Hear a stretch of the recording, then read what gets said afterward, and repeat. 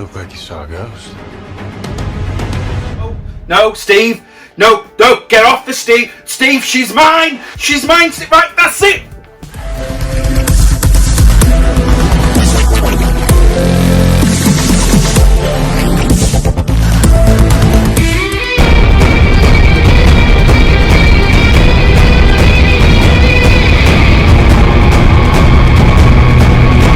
Hey YouTubers, it's me, BeevDawg, and welcome to the highlight reel. This is where we review films and check out what's going on in the world of film. And this month we have Wonder Woman 1984. This was supposed to come out last year in cinemas, however we had a pandemic and everyone had to stay in. So luckily I actually got to see this at the cinema, and you're probably thinking, when, how? So this film actually was meant to come out in June of last year, and it got delayed, and we were in lockdown, then out of lockdown, in lockdown, out of lockdown, and then we had in the UK different tiers, and in tier 2 cinemas were open, you could go to restaurants, things like that, and I was lucky enough just before Christmas Day to go see this in cinemas with my family, and let's see what I've got to say about it. So Wonder Woman 1984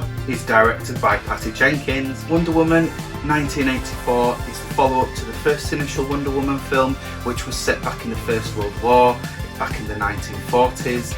That is where we met the first appearance of Gal Gadot as Wonder Woman. Also sidekick Steve Trevor, played by Chris Pine. Unfortunately, he died in the first film.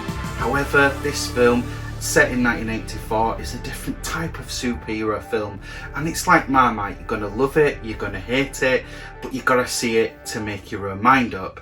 I enjoyed this film to a degree. It's not the same kind of big superhero villain film. The reason this film kind of puts itself in its own corner, away from your own typical superhero films, you don't have one big bad guy full of superpowers and action and fighting.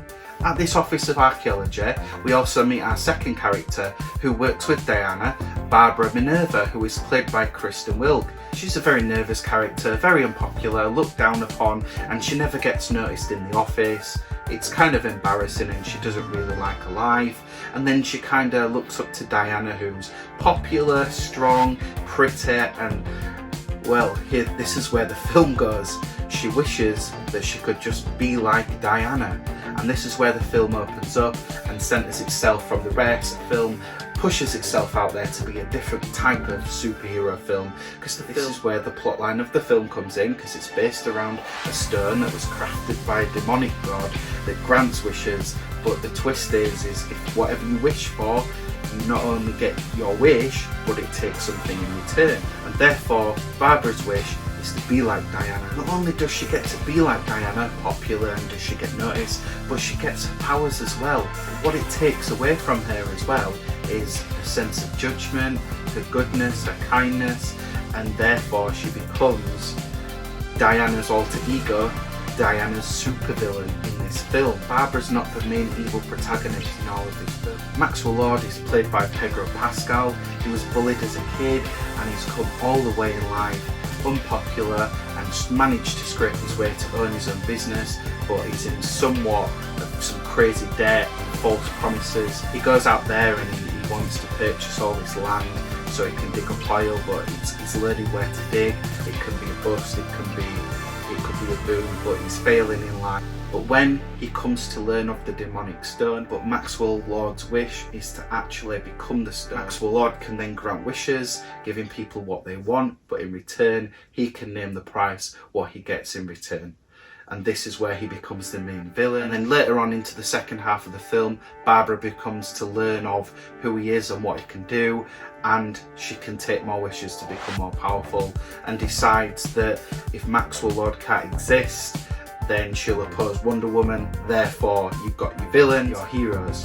Steve Trevor as Chris Pine returns in this film, doesn't actually physically return in this film. Diana's been looking for love ever since he died all those decades ago in the initial Wonder Woman film. Strangely enough, Chris Pine comes back with Steve Trevor in another man's body.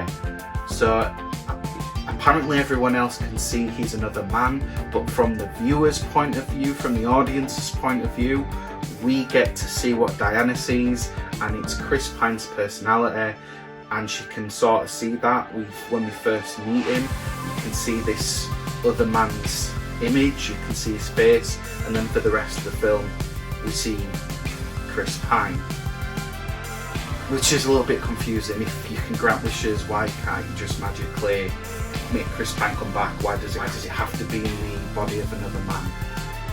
That one just confused me a little bit. Gal Gadot, now she's been playing this role as Wonder Woman for several films now. She's played Justice League, she's played Batman v Superman, the first initial Wonder Woman, and now Wonder Woman 84, and she's good at playing Wonder Woman. I had my doubts at first whether she'd pull it off, but if I ever think about Wonder Woman, I kind of think Gal Gadot, and she's really good in this film. She really does pull it off. She's a great actress, and she fills the role of Wonder Woman absolutely well. The thing what I like about this film is Wonder Woman was brand new to the world in the first Wonder Woman film. She made her first appearance, she was like a little fish in a big ocean, and she was not familiar with technology, the way of the world, because she was brought up with the Amazonians, and then she was let loose into the world as she's kind of got godlike powers. Now it's different because Chris Pine died in the first initial film. Now he's come back in another man's body.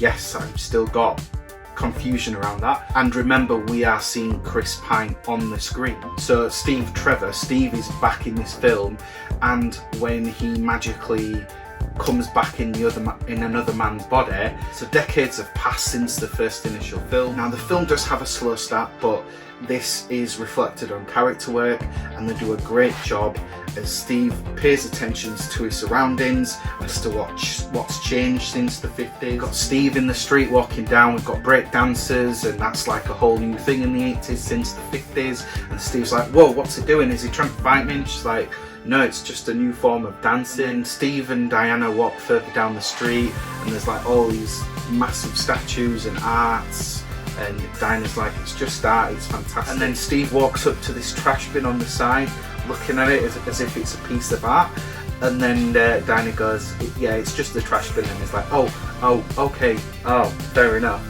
And little bits like that in the film make me laugh. Now Maxwell Lord, this is where people are going to be like, yes, it's like Marmite, this film, I like it, I don't like it.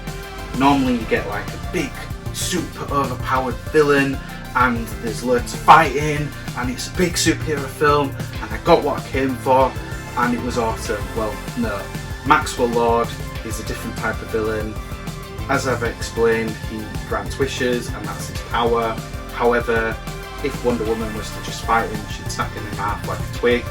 But what makes Maxwell Lord so great is he's smart, he's emotionally conflicted, and he realises that more wishes he grants, he actually can't sustain the amount of wishes, and his health is declining.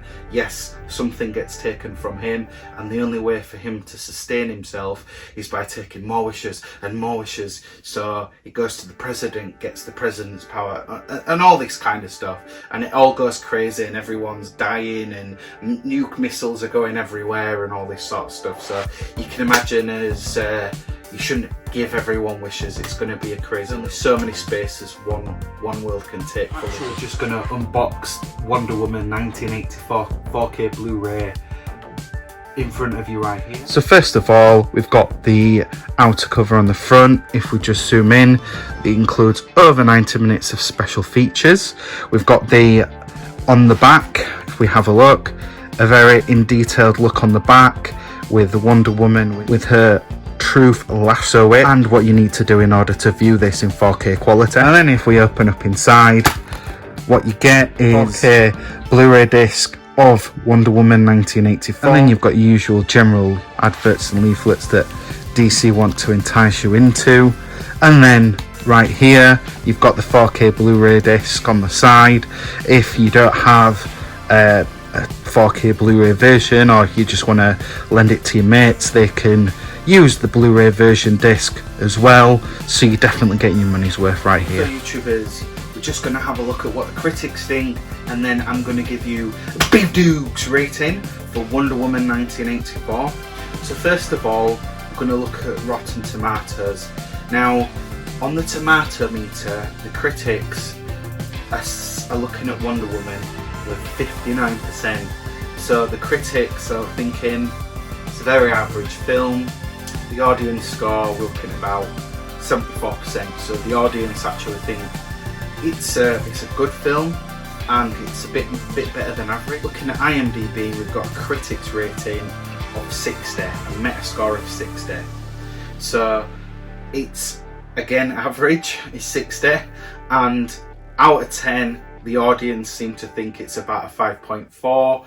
So again, average is Wonder Woman 1984. YouTubers, Wonder Woman 1984, based on BeevDawg's unique rating system, is a Dawg in the middle. YouTubers, that's it for the highlight reel this month. If you enjoyed this film review, go down there and smash that like button. Let's destroy that YouTube algorithm together. And if you're new here, scroll on over to the other side, hit that subscribe button if you want videos from this channel in the future. And if you want notifications as to when those go live, just go over there and tap that notification bell. YouTubers, if you actually want to purchase your own copy of Wonder Woman 1984, there is an affiliate link down in the description below. If you go and click on that, you'll be helping this channel out massively. If there's anything you'd like to feedback, you can comment on down in the comments below yourself, or you can get in touch with me on my socials right here if you just want to chat to me about film reviews or anything that you want to see come up on my channel in the future, or if you've got any suggestions, I look forward to those. YouTubers, thanks for joining me on the highlight reel. BeevDawg, peace out.